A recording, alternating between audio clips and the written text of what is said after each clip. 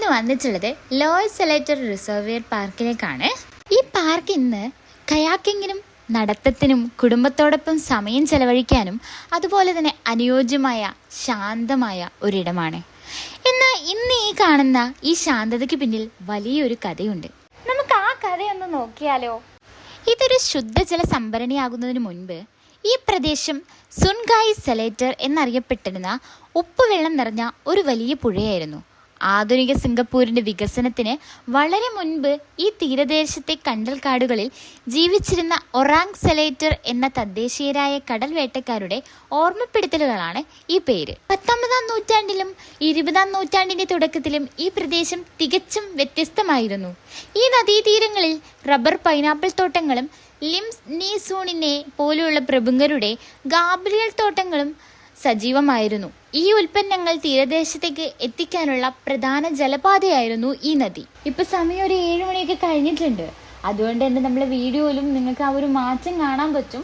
വെളിച്ചമൊക്കെ ഒന്ന് കുറഞ്ഞു വരുന്നുണ്ട്. 1986 സിംഗപ്പൂർ സർക്കാരാണ് സുൻഗായി സെലേറ്റർ നദിയുടെ മുഖത്ത് ഒരു വലിയ അണക്കെട്ട് നിർമ്മിച്ച് ചരിത്രം കുറിച്ചത്. ഇതോടെ ഉപ്പുവെള്ളം നിറഞ്ഞ ഈ നദി ഒരു വലിയ ശുദ്ധജല സംഭരണിയായി മാറി. നഗരത്തിലെ മഴവെള്ളം ശേഖരിച്ച് ശുദ്ധീകരിക്കുന്ന ഈ പദ്ധതി ജലലഭ്യതയിൽ സ്വയം പര്യാപ്തത നേടാനുള്ള സിംഗപ്പൂരിന്റെ യാത്രയിലെ ഒരു വലിയ നാഴികക്കല്ലാണ്. മനുഷ്യൻ ഈ ജലാശയത്തിന് രൂപമാറ്റം വരുത്തിയപ്പോൾ പ്രകൃതി അതിനെ 2 കൈയും നീട്ടി സ്വീകരിച്ചു. ഈ പരിസ്ഥിതിയെ വൃത്തിയായി സൂക്ഷിക്കാൻ പ്രകൃതിദത്തമായ സാങ്കേതിക വിദ്യയും ഇവിടെ ഉപയോഗിച്ചിട്ടുണ്ട്. തീരത്ത് നിങ്ങൾ കാണുന്ന ചെടികൾ നിറഞ്ഞ പച്ചപ്പുല്ലുകൾ വെറും ഭംഗിക്ക് വേണ്ടിയുള്ളതല്ല. അവ ബയോസൈഡ്സ് അഥവാ മഴത്തോട്ടങ്ങളാണ്. അടുത്തുള്ള നഗരത്തെരുവുകളിൽ നിന്നൊഴുകി വരുന്ന മഴവെള്ളം റിസർവയിലേക്ക് എത്തുന്നതിന് മുൻപ് ഇവ സ്വാഭാവികമായി അരിച്ചെടുത്ത് വൃത്തിയാക്കുന്നുണ്ട്.